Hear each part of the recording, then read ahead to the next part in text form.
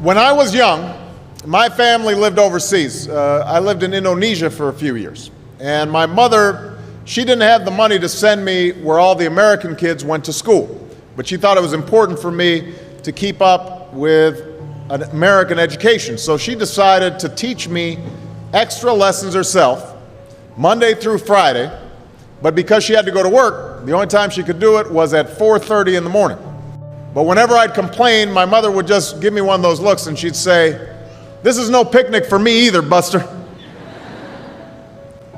So I know that some of you are still adjusting to being back at school, but I'm here today because I have something important to discuss with you. My father left my family when I was 2 years old, and I was raised by a single mom who had to work and who struggled at times to pay the bills and wasn't always able to give us the things that other kids had. There were times when I missed having a father in my life. There were times when I was lonely and I felt like I didn't fit in. So I wasn't always as focused as I should have been on school. And I did some things that I'm not proud of. And I got in more trouble than I should have. And my life could have easily taken a turn for the worse. But I was lucky. I got a lot of second chances. And I had the opportunity to go to college and law school and follow my dreams. My wife, our First Lady, Michelle Obama, she has a similar story.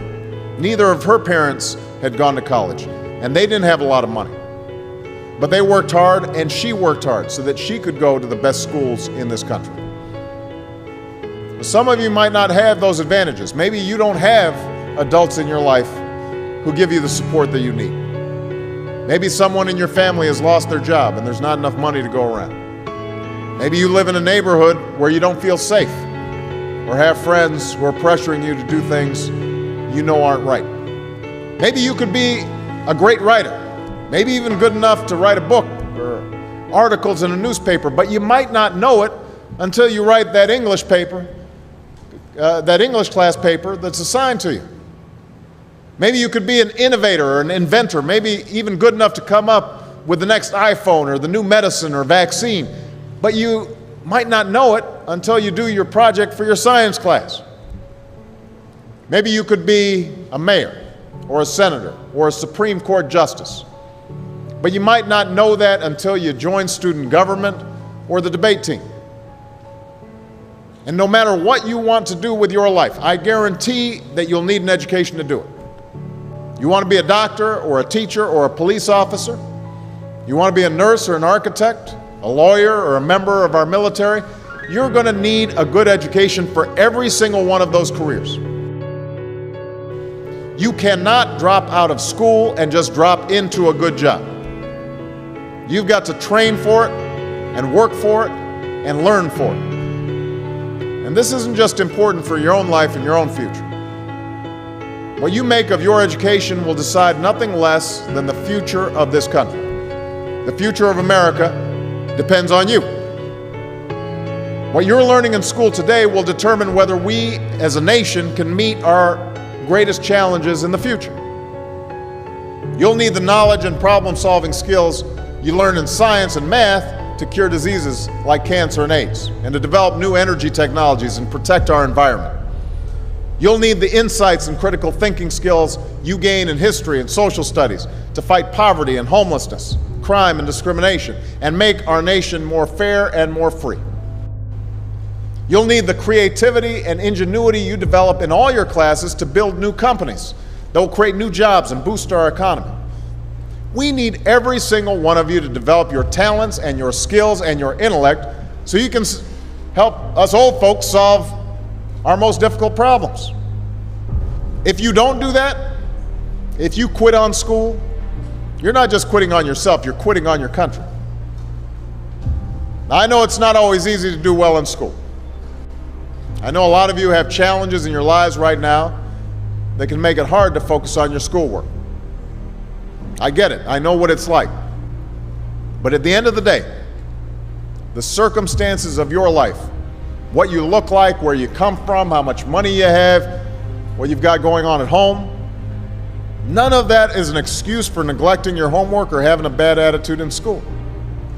That's no excuse for talking back to your teacher or cutting class or dropping out of school.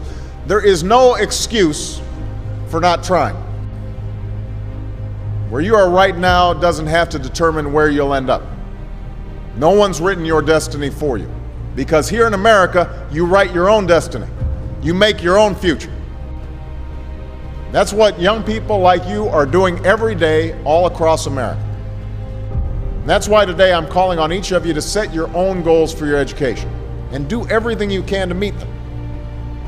Your goal can be something as simple as doing all your homework, paying attention in class, or spending some time each day reading a book.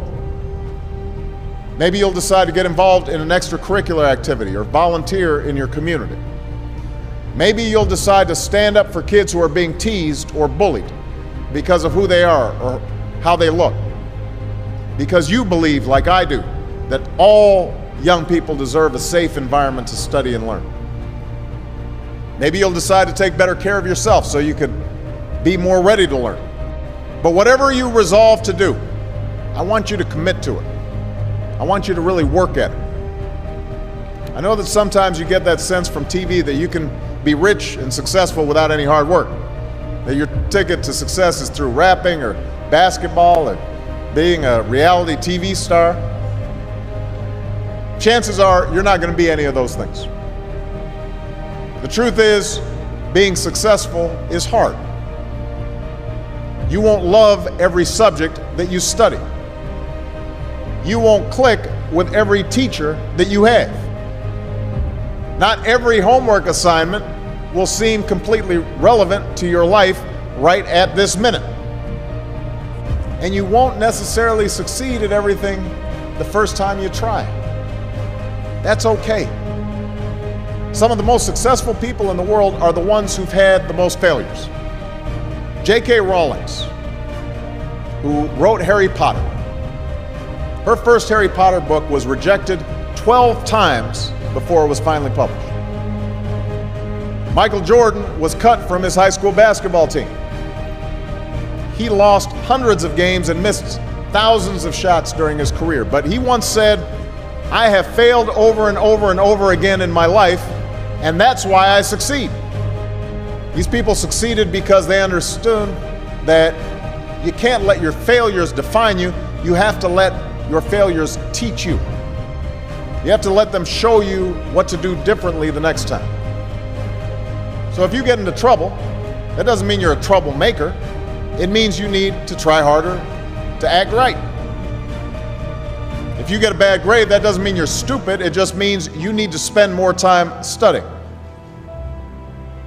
No one's born being good at all things. You become good at things through hard work.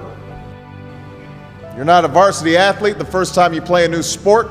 You don't hit every note the first time you sing a song. You've got to practice. The same principle applies to your schoolwork. You might have to do a math problem a few times before you get it right. You might have to read something a few times before you understand it. You definitely have to do a few drafts of a paper before it's good enough to hand in. Don't be afraid to ask questions. Don't be afraid to ask for help when you need it. I do that every day. Asking for help isn't a sign of weakness, it's a sign of strength. Because it shows you have the courage to admit when you don't know something, and that then allows you to learn something new. So find an adult that you trust, a parent, a grandparent, or a teacher, a coach, or a counselor, and ask them to help you stay on track to meet your goals. And even when you're struggling, even when you're discouraged, and you feel like other people have given up on you, don't ever give up on yourself. Because when you give up on yourself, you give up on your country. The story of America isn't about people who quit when things got tough. It's about people who kept going, who tried harder, who loved their country too much to do anything less than their best. It's the story of students who sat where you sit 250 years ago and went on to wage a revolution, and they founded this nation. Young people. Students who sat where you sit 75 years ago, who overcame a depression and won a world war, who fought for civil rights and put a man on the moon. Students who sat where you sit 20 years ago, who founded Google and Twitter and Facebook and changed the way we communicate with each other. So today, I want to ask all of you, what's your contribution going to be? What problems are you going to solve? What discoveries will you make? What will a president who comes here in 20 or 50 or 100 years say about what all of you did for this country? You know, your families, your teachers, and I are doing everything we can to make sure you have the education you need to answer these questions. I'm working hard to fix up your classrooms and get you the books and the equipment and the computers you need to learn. But you've got to do your part too. So I expect all of you to get serious this year. I expect you to put your best effort into everything you do.